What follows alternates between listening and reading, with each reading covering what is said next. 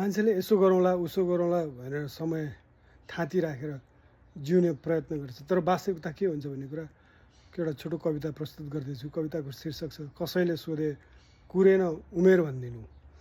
50 टेकेसी बिस्तारै तिमी बुढो हुनेछौ, बलियो शरीर त्यो गलिँदै मुडो हुनेछौ।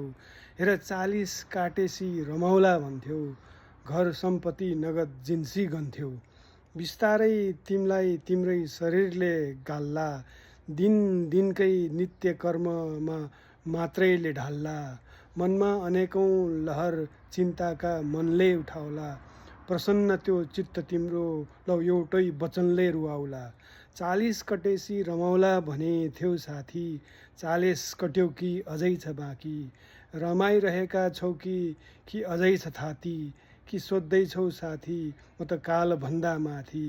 वरिष्ठ मै छु बलिष्ठ मनै छु, सोध्छौ सुखशैल सबै मै गरौँ, सत्कर्म सबै राखेर थाती। अरू त गल्छन् म कहाँ गल्छु र, अरू पो मर्छन् म कहाँ मर्छु र। सोच्दैछौ पोल्टो भर्नु बाहेक अरू के चिन्ता छ र। अहम गाउँ छ भर्खरै हो 50 नागेको मैले, अति धेरै धन सम्पत्ति मागेको मैले। भर्खरै त हो वैभव पाउन कुटुम्ब नासेको मैले। 2-4 साल सकी नसकी म पसिना बगाउँछु, यी बन्धु कुटुम्बलाई सेखी झार्ने गरी देखाउँछु। नसोच साथी यस्तै अहममा, नबाँच बन्धु यस्तै भरममा।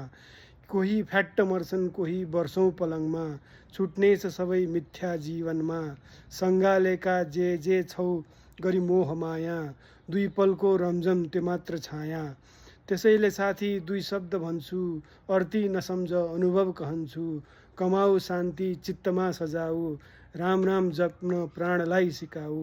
बाँचिएछ भने फेरि भेटौँला बन्धु, मरेको दिन चिर निन्द्रामै निधाएछ सम्झनु। कसैले सोधे रमाउँथ्यो हरदिन, नकुरी उमेर भनिदिनु।